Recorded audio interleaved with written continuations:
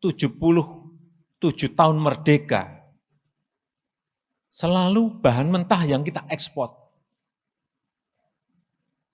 Nikel mentahan kita ekspor, tembaga mentahan kita ekspor, minyak kita ekspor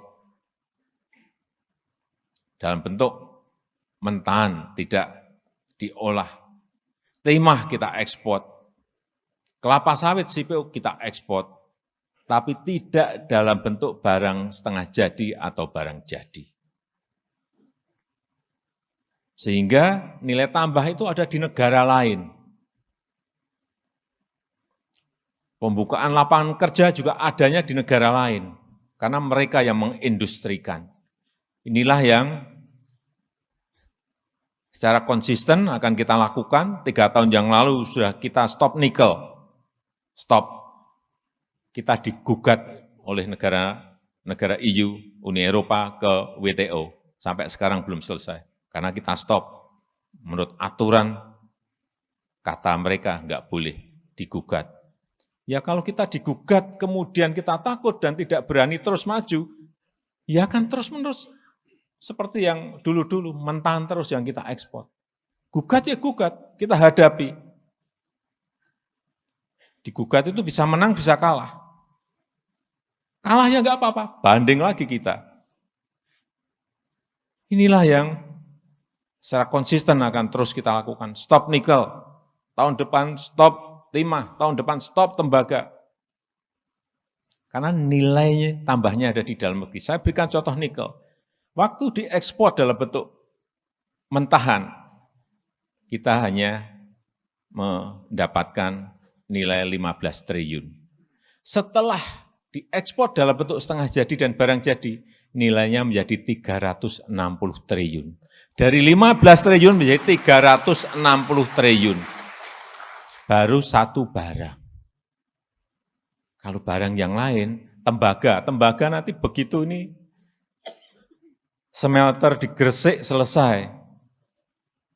Ini juga sama, stop. Tidak ada lagi yang namanya ekspor tembaga. Semuanya harus dikerjakan jadi barang jadi di negara kita Indonesia. Saya baru saja ke Tembagapura melihat Freeport dan perlu saya sampaikan kepada para senior, para sesepuh, bahwa Freeport sekarang ini mayoritas sudah milik Indonesia, bukan milik perusahaan Amerika lagi. Karena sebelumnya kita hanya diberi 9,3%. 3 tahun kami negosiasi, sangat alot sekali, dan kita sekarang sudah memegang mayoritas 51%. Saya dulu-dulu nggak mau ke Freeport karena itu bukan milik kita, tetapi sekarang saya ke Freeport karena jelas itu sudah menjadi milik BUMN kita, artinya milik pemerintah Indonesia. Dan juga yang saya senang waktu ke sana saya cek ini karyawannya. Saya dengar banyak yang boleh, enggak Pak. Sekarang 98% itu adalah Indonesia. Dan yang saya senang lagi, 40% itu adalah Papua. Masyarakat Papua.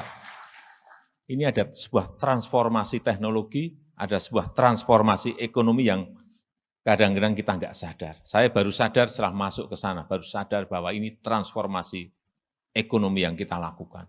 Kalau ini konsisten kita terus lakukan, tanpa kita takut digugat, tambah nilai tambah nanti akan melompat.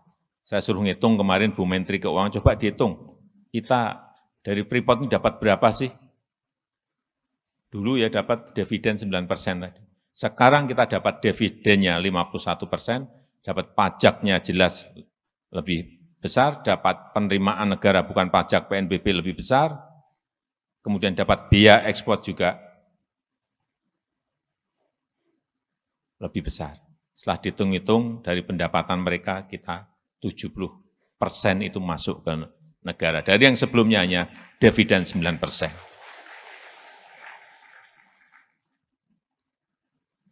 Kemudian juga blok rokan. Kalau Freeport itu sudah 51 tahun dikuasai oleh Freeport McMoran dari Amerika.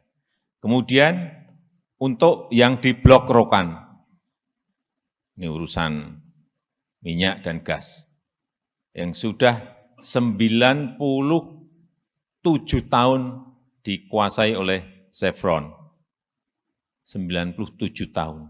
Sekarang juga sudah 100% dimiliki oleh kita sendiri.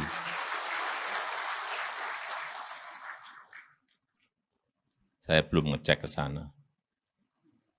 Kan dalam bulan-bulan ke depan saya ingin cek apakah ada peningkatan produksi, peningkatan income dari pengambil alihan seperti ini. Saya yakin sekarang anak-anak muda kita, SDM kita, saya merasa sudah siap dalam pengambil alihan seperti itu. Ini akan terus kita lakukan sehingga target dari yang sudah kita hitung nanti di tahun 2030-an Indonesia akan masuk nomor 7 GDP yang paling besar dunia. Dan pada saat Indonesia emas, hitungan kita sudah masuk ke 4 besar atau 5 besar ekonomi dunia. Asal konsistensi ini terus kita jaga. Siapapun nanti pemimpin, presiden negara ini, konsistensi itu harus kita jaga dan terus kita ingatkan. Jangan kembali lagi ke ekspor mentah lagi. Hati-hati, kita semuanya harus mengingatkan ini. Meskipun sekali lagi kita digugat. Tapi kalau kita digugat, ragu-ragu dan mundur lagi, kapan lagi kita akan bisa menikmati komoditas-komoditas yang dan kekayaan alam yang dimiliki oleh negara kita. Saya rasa itu yang ingin saya sampaikan dalam kesempatan yang baik ini. Dan dengan mengucap Bismillahirrahmanirrahim, pada siang hari ini saya resmikan pembukaan Kongres ke-12 Legiun Veteran Republik Indonesia LVRI dan Munas ke-11 Persatuan Istri Veteran Republik Indonesia PIVERI. Terima kasih. Wassalamualaikum warahmatullahi wabarakatuh.